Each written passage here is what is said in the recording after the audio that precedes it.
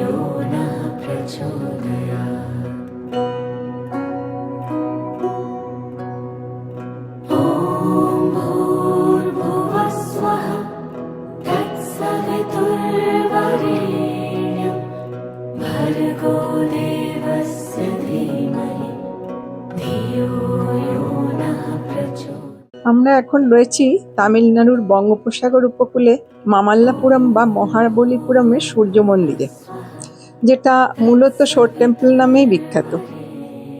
এই মন্দির ১৩০০ বছরের পুরনো প্রাচীর দ্রাবিড় শিল্পকলা সমৃদ্ধ প্রতিফলন। অনেক ঐতিহাসিকরা মনে করেন রাজা নরসিংহবর্মন নিজে মামাল্লা বা মহান কুস্তিগীর হিসেবে পরিচিত ছিলেন।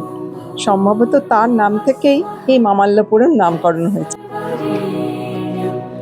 भर्गो देवस्य धीमहि धियो यो नः प्रचोदयात्।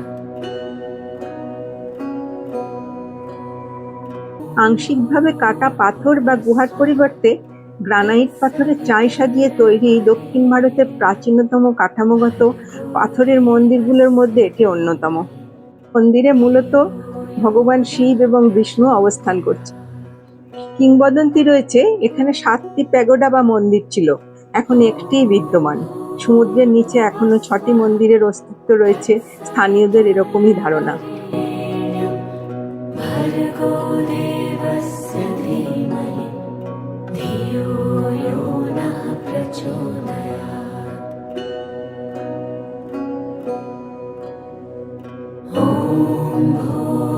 অনেকে মনে করেন এগুলো সম্ভবত শৈব উপাসনালয়।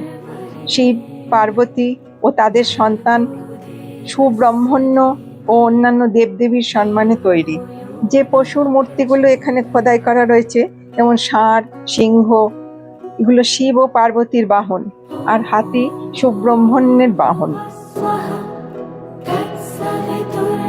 तत्सवितुर्वरेण्यं भर्गो देवस्य धीमहि धियो यो नः प्रचोदयात्। এখান থেকে 1 কিলোমিটার দূরে আমরা চলে এসেছি পঞ্চরথের সামনে। মনোলিথ বা পাহাড় খুদে মন্দির তৈরি হয়েছে, যার স্থানীয় নাম রথ বা চ্যারিয়ট। এখানে রয়েছে 7টি রথ। পঞ্চ পাণ্ডবের নামে এক একটা রথ হচ্ছে ধর্মরাজ রথ, অর্জুন রথ, ভীম রথ, নকুল রথ এবং একটু দূরে সহদেবের রথ। এছাড়া রয়েছে আরো 2টি রথ, যেটা হচ্ছে দ্রৌপদী রথ এবং একটি গণেশ রথ। ॐ भूर्भुवः स्वः तत्सवितुर्वरेण्यं भर्गो देवस्य धीमहि धियो यो नः प्रचोदयात्। ॐ भूर्भुवः स्वः तत्सवितुर्वरेण्यं भर्गो देवस्य धीमहि धियो यो नः प्रचोदयात्। ॐ भूर्भुवः स्वः तत्सवितुर्वरेण्यं भर्गो देवस्य धीमहि धियो यो नः प्रचोदयात्।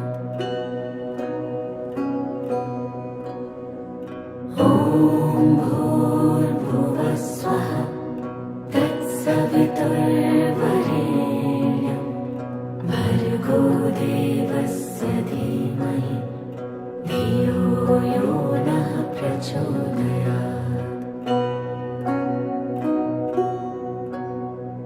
ॐ भूर्भुवः स्वः तत्सवितुर्वरेण्यं भर्गो देवस्य धीमहि धियो यो नः प्रचोदयात्।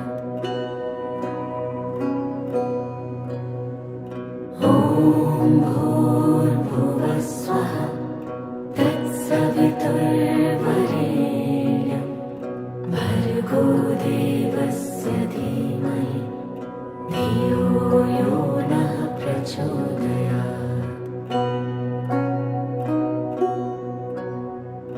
ॐ भूर्भुवः स्वः